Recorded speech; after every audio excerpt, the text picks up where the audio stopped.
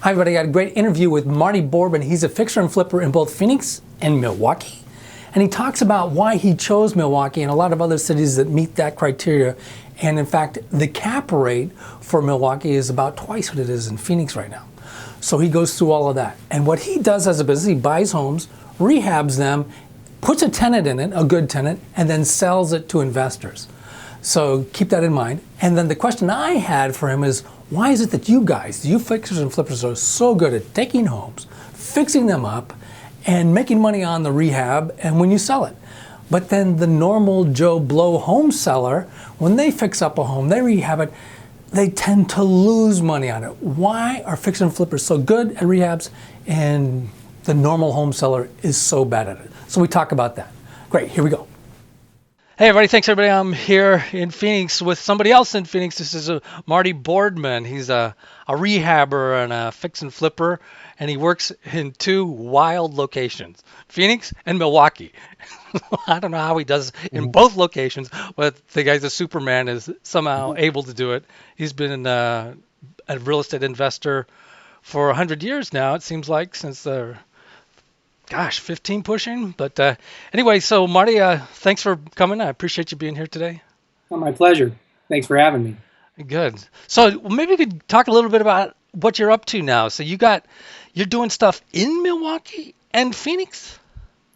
Yeah, so basically what happened, John, it's been almost exactly 3 years now. We started noticing a bit of a trend in Phoenix. The market was really good, but if you're a home seller, but if you're a home buyer, then for us, a distressed home buyer, the market was getting pretty bad. I mean, there just wasn't a lot of distressed inventory to be purchased.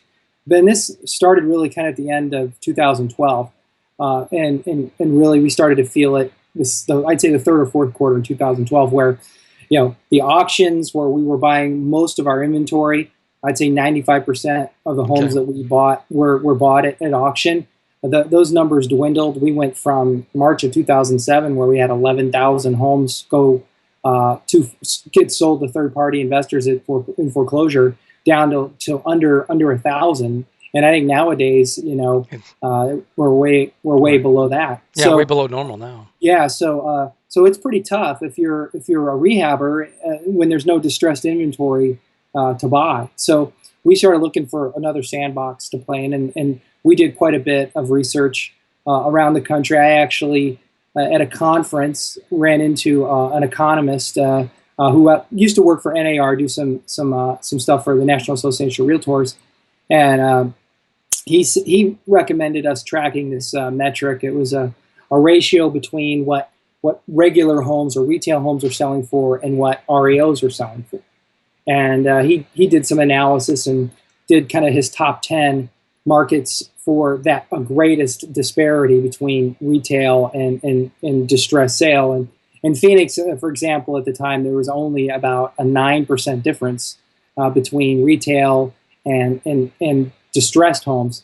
So he did an analysis all around the country, and it was interesting. It was a lot of Midwestern states like Wisconsin and like Oklahoma, Pennsylvania, Missouri, where you saw that greatest spread. Ohio, for example, of cities like Cleveland and Milwaukee and Minneapolis and Oklahoma City had these huge, like 40, 50, 60% gaps between retail and distressed sales. So he's like, if I was a rehabber, if I was a fix and flipper, Marty, he's like, those are the markets I'd be looking at, not your Phoenix and your Seattles and your Dallas, Texas. He's like, I get away from those markets because there's just too much competition. And so that's what we did. We looked at a few other markets, but Milwaukee made sense. I mean, I liked the fact that U.S. Airways and Southwest both fly nonstop back and forth to Milwaukee. Mm-hmm. I like the Midwest. My parents are from Illinois, and my grandparents still live there, so it's only about an hour and a half drive from Milwaukee down to northern Illinois. But you don't have any family in Milwaukee. No. But I mean, we could have gone a couple other cities, but that's just kind of where we landed. And I had a partner at the time who was in Atlanta, actually, so it was kind of halfway in between for both of us to fly back to. So that's a big reason. I think that I think it was about a 45%, 50% difference there between distressed sales and retail sales. So that's Wow. how we ended up in Milwaukee. That's a big difference, 9% to 40%. Yeah. Pretty easy Yeah. decision. So Hmm. you're buying them as auctions, at foreclosure auctions, or just... Not in Milwaukee. In Milwaukee, we're doing it a little differently. We are buying a lot of property estate sales. There's a lot of wholesalers in Milwaukee, about two or three wholesalers that we're buying from, and then we're buying some stuff directly off MLS. We actually are finding bargains on the MLS. So I, just kind of depends on what I say. All that matters to me is the margins. I don't care where we get them from. okay. And then you rehab everything or most things? Yeah, we rehab them all. I mean, we are fix and flippers. I'm not a wholesaler. I'm not really a long-term buy and hold type investor, at least for our company. Myself personally, I believe in owning, long-term investment properties, but our core business is fixing and flipping homes. So typically when we go in, or when I identify a property that has potential, of course, I look at what the price of the property is going to be. I look at the location of the property, and then next thing I do is look at what can we sell it for? What's the highest possible price in the shortest possible time we can sell it for? And then it takes time, but having a feel for what the home buyer in that particular area wants. Home buyers, I think, are mostly alike in that they almost all want 3 to 4 bedroom homes with at least 1.5 to 2 bathrooms. Right. They like typically to have some yard. Doesn't have to be a huge yard, but some backyard. And then as far as finishes go, that may change based on the part of the country you're in. As far as the color of the cabinets or the color of the granite or what kind of flooring you choose. For example, in Milwaukee, we put hardwood floors in. Most of our properties here will be tile, but buyers typically are the same wherever you go. They're looking for open concept home. If they're buying an older home, they want it to look old but nice on the outside and feel like new on the inside. So when you're selling something, you're making some gain there. How much of the gain is on a good buy, you're buying right, and how much of it a good rehab of like 50-50 or? I'd say 50-50. I mean, I'd always rather buy them right, because that gives you a lot of margin for error. If you're getting a good enough deal, even if you miss on the rehab or there's something about the location of the property or just something weird, at least you've got, you bought it low enough to overcome that. But the reality is, John, I mean, there's a lot of competition in our industry right now, more so than ever. There's so many people, and it's probably a result of the proliferation of all the fix and flip shows we have and all the educational content. Hey, you should do your own fix and flip show. Okay, go ahead. I don't yell and scream enough at people. So, but they don't like that. There's no art. I won't allow for any artificial drama. Most people don't like drama. Yeah, exactly. In a transaction. So it's really more about. It's really more about trying to get the best deal you can, but knowing you're going to be competing against other buyers for that property, and sometimes their exit strategy is different than yours. I mean, if you have a home, for example, that is in pretty good condition, just needs a basic cosmetic overhaul, then chances are you could be competing with retail buyers for that home. I mean, they could look at that house and go, well, there's really nothing wrong with it. I'm going to move in, right, and I can fix the kitchen later, or I can do this. Well, they can afford to pay more than I could. So, that home seller is going to sell it to the person who's willing to pay the most, and then we're also competing against those investors who are looking to do just buy and holds.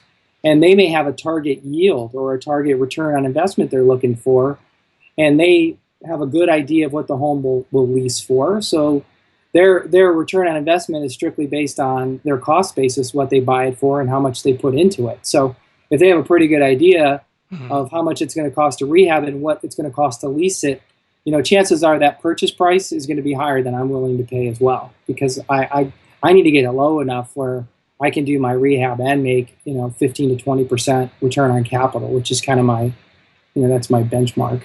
Yeah, 15 to 20. Hey, well, let me get me the question that I had is I don't fix and flip. I know you guys are like amazing that you're able to take something you're looking for. It seems like in my neighborhood they're looking for stuff that's pretty original, hasn't been updated since it was built more or less, and then Hmm. come in and redo it. Um, but I've found is that when I have a buyer or a client, they're terrible in the improvements they make on the house. Right.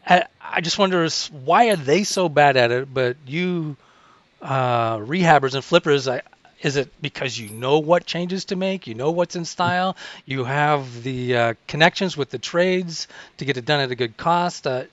That so that's basically my question is how come you guys are so successful at it, but my typical client is terrible? So I think the simplest explanation, John, is home buyers are emotional. Fix and flippers are not. We are bottom line oriented. So a homeowner has lived in the home for, let's presume, several years, if you know, they're trying to fix it up and get it ready to be sold, so they have a lot of emotional ties. They're also, I think, blind to a lot of the flaws that their own property may already have, or that another retail home buyer are going to notice when they come through the property. You know, fix and flippers, we're all about the numbers, but we also have to be very in touch with our clients who are today's retail home buyer. So we know, or we should know, specifically what they're looking for. The average home seller doesn't know because, you know, they probably haven't spent much time looking to buy another house themselves. So it's kind of interesting. I always thought it's fascinating, and I'm sure you've experienced this as a realtor, but when you have a home or you're representing the buyer of a home and they go through somebody else's house, how quickly they are willing to point out things that are wrong with the home or things they don't like, or in the event that they write the offer, how quickly they're going to ask that home seller to fix. If you went back to their house, that home buyer's house, they probably have just as many things wrong or more, and they've just gone on and lived with them and they don't care. But it's a lot easier to spend somebody else's money, right? So when you go through and go, oh well, those roof tiles are broken, I want them repaired or replaced. It's like, well, how many roof tiles are broken at your house? I don't see you out there fixing them, right? You know, for example, I had a home in Milwaukee we just sold last week, and there was a problem with the chimney in the home, and we don't have a lot of homes in Phoenix with chimneys, but they're pretty predominant in Milwaukee. And this chimney, I had my contractor tell me, Marty, there's nothing wrong with this fireplace. This chimney is fine. But she had her own home inspector go through and say it needed to be looked at. Well, guess what? When you call a chimney company and you ask them to come look at a chimney, they're going to, of course, going to tell you there's something wrong with it. Well, there was, to the tune of $3,500. Wow. So I had my own contractor telling me there's nothing wrong with it. And at worst case, he would put a new liner in it for maybe $1,200 to $1,500, but he didn't think that it was really necessary. And he said, Marty, it doesn't look like anybody's ever had a fire in this fireplace ever. So, but we've got the home buyer who's, number one, convinced because her home inspector told her so that there's something wrong with it. And number two, we need to, you know, we've got this chimney contractor telling her it's going to cost $3,500 to fix. Well, guess what? Who wins? She's the home buyer. She has all the money. I'm the home seller. I need to sell the house. You know, I succumb and go ahead and say I'll fix the fireplace, but I tell her I'm going to use my guy because he's only going to charge me $1,500 to do what your chimney company is going to charge me $3,500 to do. No, she would not do that. She's like, no, you're using my company for $3,500. I'm like, I guarantee you, if she would have found out a week later after she owned the house that there was a problem with that, Oh my gosh.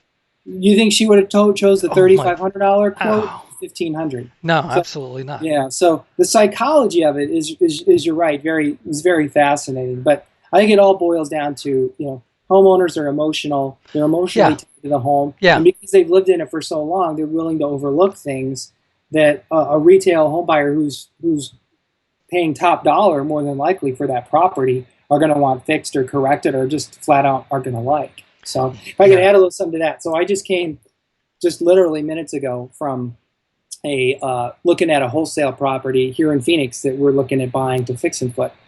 And it was really nice. The neighbor saw us outside taking photos and, you know, was curious. And I told him what we were considering doing. Well, it was very obvious to me his own home had been completely remodeled. Now, this is an area of Phoenix, and you're probably familiar with this part of town. It's like right off the Squaw Peak of the 51 freeway and like 16th Street and 7th sure. Street. That whole area is kind of going through this urban renewal process. And these are all those old red brick 50s and ranch. 60s, yeah. Yeah, built in the 50s and 60s. So this guy, this homeowner next door, he actually stuccoed the entire exterior of the house, covered up the red brick completely, and then he raised the roof up so that he could have vaulted ceilings inside his home. Then he added to the back of the house. He added square footage to the back. But anyway, it's a very discombobulated, awkward,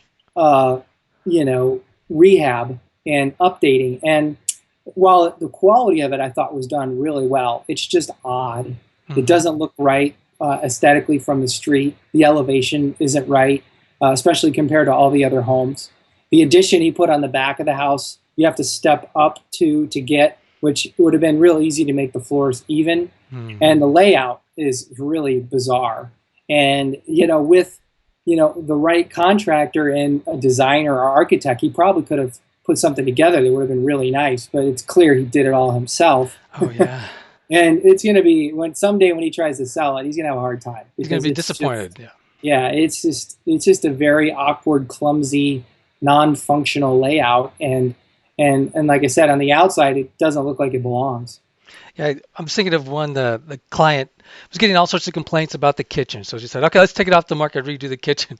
And I thought what she's going to do was what she did. And I brought in my stager so she wouldn't do that, to give her ideas.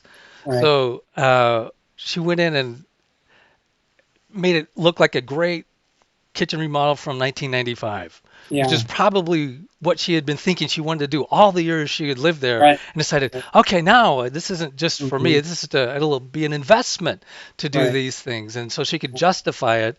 And wow, the complaints we get from realtors. One real estate agent said, it looks like somebody went into Home Depot and asked for the cheapest granite available and the cheapest cabinets, which is essentially exactly what happened. But she didn't know that people could tell cheap granite from average granite from expensive granite, because she didn't have any granite. She didn't have that knowledge, but it just stood out for real estate agents like, wow, this was an inexpensive redo. You know what? It's funny, John. We were talking before we started recording, and I told you I worked in television news as a cameraman for 15 years before I got into real estate. And back in those days, I would, tell my coworkers and some of our senior level managers at the TV station, I said, one of the big problems in working in TV is everybody thinks they're an expert because they own a TV and they have one in their home or multiple TVs in their home. And of course, at this time, everybody had, video cameras, like handy cams, right? So everybody thinks they're an expert. Everyone thinks they can do it better than you, or they know more than you about the business. And I think the same kind of carries over into real estate. Everybody owns a home or rents a home or lives in a home, and for some reason they think that they're an expert, and they think they know more, or they think they can figure it out, and it's really obviously not the case. And it's certainly more art than it is a science in trying to kind of learn what people want or what people expect based on a particular price point or neighborhood or part of the country.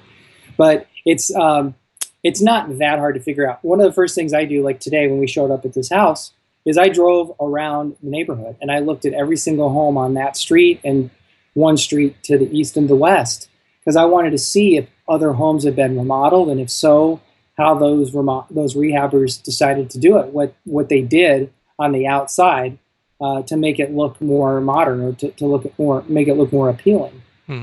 It's not hard. I mean, you can certainly, as a rehabber, and this is what I do. I don't know what other rehabbers do, but whenever I look in an area I'm not too familiar with, I always try to find homes on the multiple listing service that were flips and look at what those rehabbers did to that house, and look at, if I like the sales price, you kind of reverse engineer it. If I like the sales price that they sold it for, and then I just say, well, okay, now how do I make my rehab look like that? And how do I buy the house cheap enough so that I can do those things buy it and rehab it and make money. So you kind of work your way backwards. Yeah. And then, you can look at the days on market. Like there was a house 2 streets over from this one. It was on the market for 13 days. So okay, there was a lot of demand for that property at that price point based on that rehab. So you can look at all the pictures, then you can drive by it and see it from the outside. Like, well, this one's pretty similar. Yeah. It's not that complicated.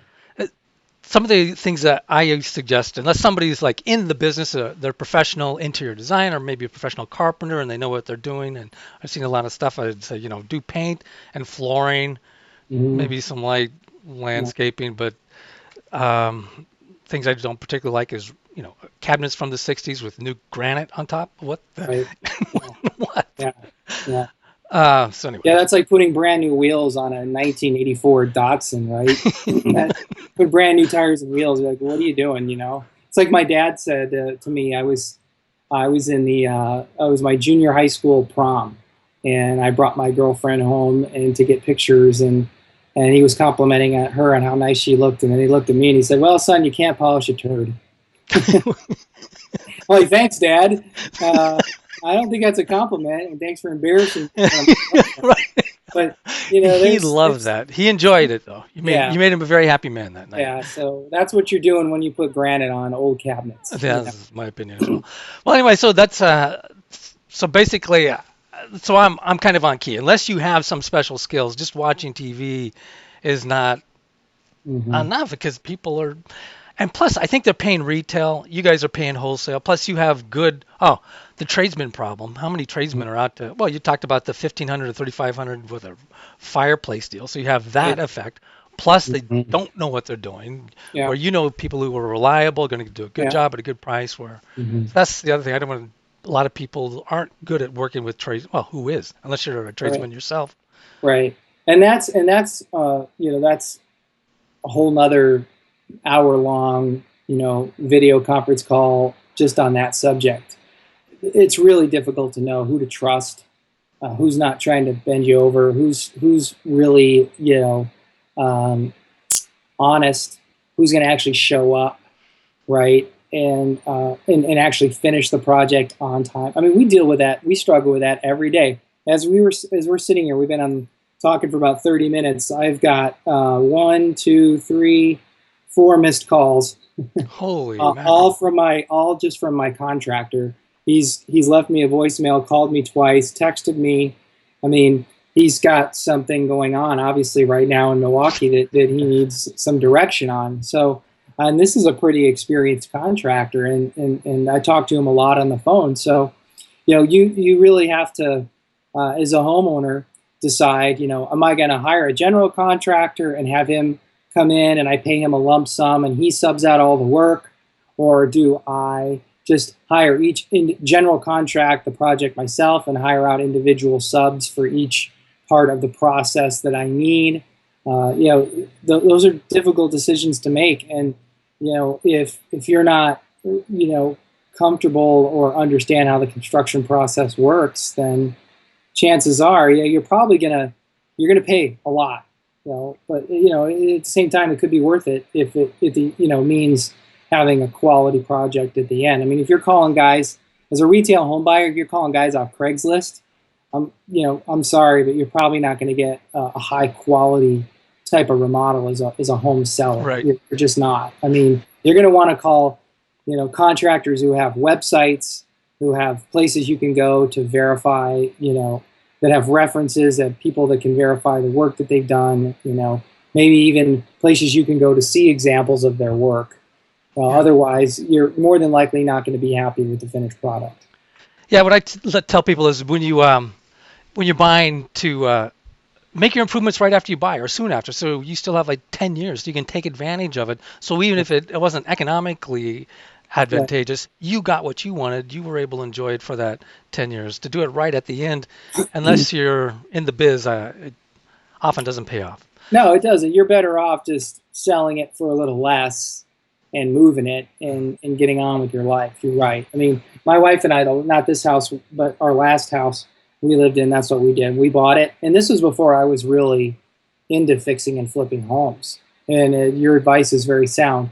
I wasn't I was just getting started in real estate, but didn't really know very much. It was about, I think I was maybe in the business for a year and a half, but I wasn't fixing and flipping. I was doing wholesale type stuff.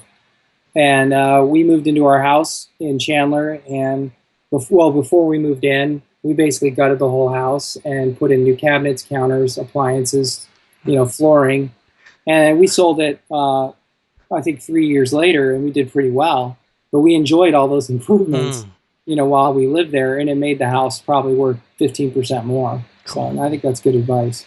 Hey, Marty, you need to call that guy in Milwaukee. So why don't we? Is there anything you'd like to pitch to the people who watch this? So funny you ask. Yeah. So we have 2 websites. We have our turnkey. We mostly remodel and sell in Milwaukee turnkey investment properties. So anyone who's looking for a fully remodeled home with a tenant in place, a good quality tenant in place, and looking for a nice stable return. So this would be an individual, just somebody who just needs the 1 or 2.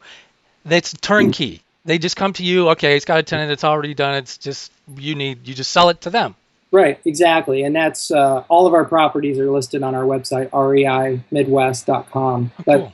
Yeah, I mean, our target customer is that person who's looking to put some money into real estate but doesn't want to get their hands dirty. They don't care about rehabbing, or they don't want to mess around with dealing with tenants. And since we offer the full boat, and the returns are really good. What Cap rates from like 7 to 10%. Really? Yeah. Cool. Yeah, and unlike Phoenix, where you're lucky to get 3 or 4. So, yeah. Wow. As a lot of people don't know, people ask me about Milwaukee. Actually, in the last 12 months, we've seen more appreciation in Milwaukee than we have in Phoenix. I'd say, I think year over year, it's like here it was like 6%. It's been 9% in Milwaukee. So for the greater Milwaukee area. So not only are the cap rates better, but in the last 12 months, appreciation rates have been higher as well. So, but of course, I also still do. That's an excellent cap rate. Yeah, it's great. Yeah. So, and the tenants are fantastic. Well, and maybe it's the same in Phoenix. I don't own any rentals here in Phoenix, but the quality of the tenant, I mean, all of our renters, 700 plus FICO scores, and just, excellent jobs and income, all kind of in that millennial age bracket. So all in that 25 to 35 year range in age. And so, yeah, so that's one. And then, of course, here in Phoenix, our website, Flipping Phoenix Houses, is where we provide tips and information on how the sausage is made. Right? Good. I'll put links to both those websites below. Great. Very good. I appreciate that. Thank you. Yeah. Good. Well, good, Marty. Hey, this has been great. Thanks so much for taking the time to be on. I really appreciate it, and I hope you haven't had another 5th call from me. I think we're good. Good. I think they finally stopped. I was busy. Okay. Well, I owe you one, man. Thanks so much. Take care, man. You're welcome, John. Thank you.